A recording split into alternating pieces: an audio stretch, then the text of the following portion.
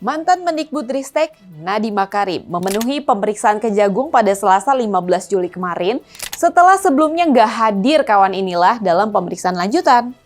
Kelar diperiksa selama 9 jam, seperti biasa ambil langkah 1000 untuk menghindari awak media. Pemeriksaan Nadiem yang kedua ini masih sebagai saksi di kasus dugaan korupsi pengadaan laptop Chromebook periode 2019 hingga 2022. Kira-kira di pemeriksaan yang kedua ini, status Nadiem akan berubahkah tidak lagi menjadi saksi atau ada temuan yang mengejutkan terkait keterlibatan pihak lain? Saya Dila Hantika, inilah Jurnalisik.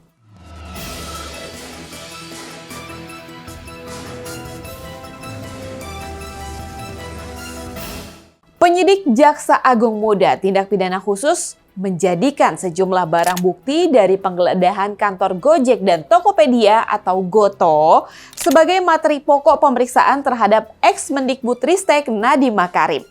Selain Nadiem kawan inilah, Kejagung juga memeriksa pihak-pihak dari Goto. Salah satunya adalah Andre Sulistyo yang merupakan mantan CEO PT Goto, Gojek, Tokopedia sekaligus mantan direktur Gojek. Banyak jabatannya ya. Walaupun Andre ini telah diperiksa oleh Kejagung pada Senin 14 Juli lalu, namun Kejagung ini belum membeberkan nih substansi apa dalam pemeriksaan tersebut. Sementara pemeriksaan terhadap Nadiem, Kejagung ini sedang menelusuri investasi Google ke Gojek dengan proyek Chromebook.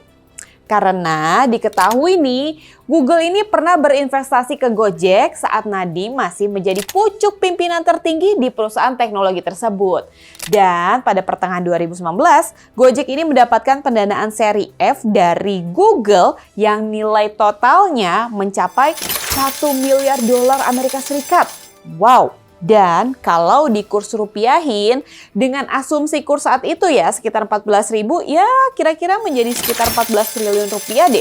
Tetap gede kan? Uang semua loh itu kawan inilah.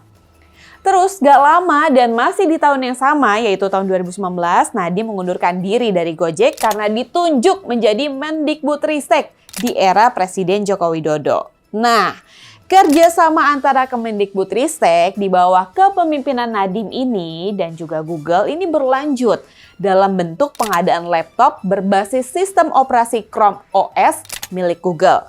Dan program ini nih yang lagi disidik oleh Kejaksaan Agung. Kejagung juga mengungkap nih bahwa pengkondisian pengadaan program digitalisasi pendidikan dari sistem operasi laptop Windows ke Chromebook di Kemendikbudristek tahun 2020 sampai 2022 ini ternyata udah dirancang jauh sebelum Nadiem Makarim dilantik sebagai menteri kawan inilah. Bahkan sampai ada grup WhatsApp-nya loh, namanya mau tahu nggak apa?